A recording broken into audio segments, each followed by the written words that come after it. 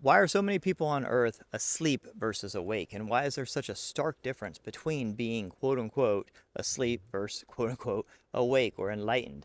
So, to get the answer to this, we're going to dip into my Soul Sync coursework and go off of basically my definition of what consciousness in the body is.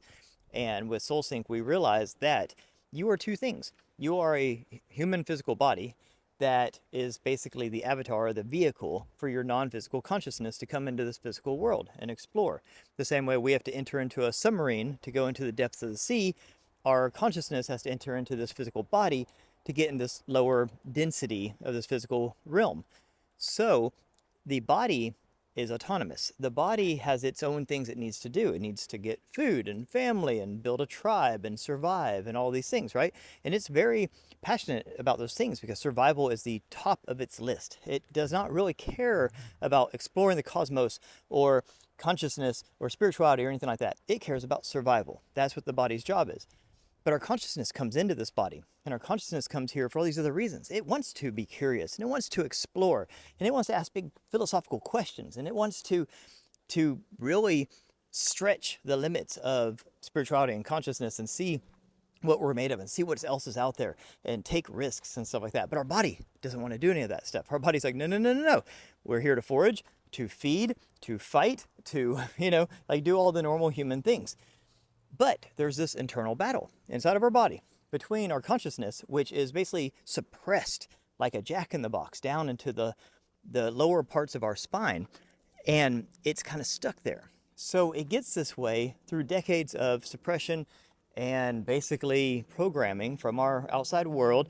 Is if you think about it, children aren't usually like this. Children are very spiritual and very conscious and very aware. They have invisible friends, they have wild imaginations, they have lucid dreams, they have all these experiences that happen. But what happens when they tell people these things? They're told, oh, Billy, don't tell anybody that, they'll think you're crazy, or you just have a crazy imagination or whatever. So they tend to get in trouble the more curious they are and the more they talk about these things. So what do? You suppress it subconsciously. You suppress your conscious down, and you keep pushing it down and pushing it down into the lower parts of your basically your lower abdomen down in your root chakra, and it's pushed down there like a jack in the box. Now, what happens with jack in the boxes? They eventually explode up, which is what Kundalini is. And when you have this Kundalini rising, it's this serpent of energy that is suppressed at the lower part of your spine, and it expands up rapidly, igniting all of your energy centers, your chakras along the way, until it busts out of the top of your head, out of your crown chakra, and then that's basically enlightenment. Well, this can lead to enlightenment, or it can lead to psychosis because it's a very traumatic experience.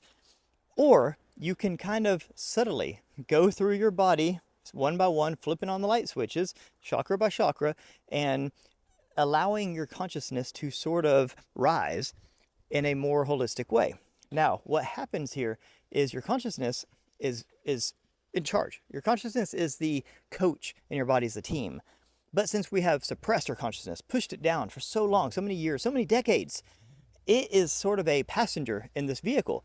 All of a sudden, it's like, imagine in the future we have these autonomous cars, right? Like Tesla's making, and you're just joyriding, it's on autopilot, and you're like, this is nice. But then you get to a certain stretch, and you're like, ooh, I like this stretch of road. It's fun to drive, so I want to drive. And the car's like, no, you can't drive. And you're like, hey, I'm the conscious freaking human in this car, man. You don't tell me what to do, car. And you try to override the auto drive, and it's like, no, you're not driving, I'm driving. And then there would be this struggle inside the car where you're like, this freaking car is not letting me drive, but I'm the conscious being. Like, this is crazy, right? That's what's happening in our body. Is there's this battle in our body for control. The human body wants control because it doesn't trust the consciousness, because it sees it as an outside entity who's going to take all these risks and behaviors and like do all this wild stuff that doesn't have necessarily to do with physical survival. But our consciousness is like, hey, we only have a certain amount of time here, buddy. Like, this is a finite, fleeting thing. The human body only lasts 70, 80, 90 years. So I got work to do. So what does it do? It tries to commandeer the vehicle. Sometimes it's smooth. Like I said, if you can kind of go chakra by chakra, go in and turn in on the lights and sort of, earning the trust of the body and saying, hey, I'm here to help. I'm the coach. You're the team, like we're going to do this together, rah, rah, then you can form this like kind of symbiotic relationship and commandeer the vehicle that way. Or you can drive the vehicle off of a cliff, create some sort of near-death experience or some sort of traumatic experience. That's why people are drawn to do like, ayahuasca, and they're drawn to these things where maybe the subconscious creates some sort of like alien encounter, or something happens that's such a shock to the system that it basically blows open all the doors and allows the consciousness to, explode up through the spinal column and commandeer the vehicle that way.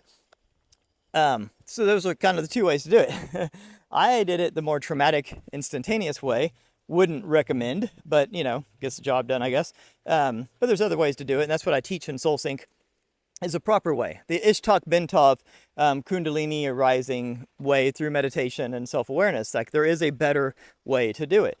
But at the end of the day, the point of this video is discussing this relationship between awake and not awake, because you see all these people in the world that are quite obviously not awake. And it's not a bad thing. They're not awake not because they're NPCs or anything like that, but because their physical body is in control. And their physical body is very, let's say, easily programmed, easily swayed, easily brainwashed, easily led, because what it's doing is it's seeking survival. It's seeking tribalism. It's seeking shelter and protection. It's seeking all these things that it needs for survival, because they have the consciousness suppressed, like a jack-in-the-box, pushed down. So the consciousness, which is more alert, aware, self-aware, more spiritual, more enlightened, more awake, more, kind of risk-taking, curious, and more, I would say, powerful, it is not driving the car, so to say. So what you have is a lot of people that are on autopilot because their bodies are like the car, and it is driving, and their consciousness is sort of out of the loop. It's there, but faintly. It has little control. So that's what we see between the awake and not awake. So what do you do with this? Like, what do we do? The goal is to wake people up. And when I say wake people up, it doesn't mean tell them what to do or anything. It means allow their own consciousness to unravel and to unwind in a hopefully more holistic way, to where it's running through the dark house, flipping on all the light switches, one chakra at a time, igniting all the energy centers until it finally gets to the top, and it can have enough escape velocity to blow out the top, blow out the hatches, turn on all the lights, and basically that person at that point is awake, enlightened. They have a laser of light of consciousness coming out of their head, which creates the connection with their higher self and the other side. And now that being is now a fully activated human being who's fully aware and awake and connected to their higher purpose and self. Now, if everyone did this, holy shit, that's when we make real change. Now, what's going to cause everyone to do this? Well, some people think like a mass alien sighting. Some people think some sort of a mass event, some sort of paradigm shifting, mass awakening type event will kind of create like a mass Kundalini experience. And it probably will, and it probably would. But like I said before, there's a fine line between awakening and psychosis. Like, it's not a sure thing. Just because you go through this motion doesn't mean you're going to have a positive result, because it's a very sudden and dramatic shift from your current state of unconsciousness into consciousness. It's supposed to happen gradually over time. So if it happens all at once, you're rolling the dice a bit. But I think this is what explains this dichotomy, this polarity between these awake and asleep people. Is just simply so many people, through all of the programming and through the toxicity that our body endures every single day that we pump into it, have basically just denied and suppressed your conscious being. And it's sort of a prisoner in this body, and it doesn't have any control over the vehicle. And it's trying, it's fighting, it's battling to try to get control, to commandeer the vehicle so it can get its things done, at least become this, it's a teammate. It's not trying to steal your car, it's trying to drive the car, because it is the conscious being. Your consciousness is supposed to be in charge. It's the coach, your body's the team, but things have gotten flipped upside down. That's my take, and that's why I created Soul Sync. Soul Sync is a very holistic, it's a self-developmental course for this new conscious age, and it'll walk you through all this stuff coming next week. Stay tuned, friends. But let me know, what do you think about my concept of the consciousness versus the body, awake versus asleep, and what's happening in the world today? Let me know what you think. Have a beautiful day. Peace.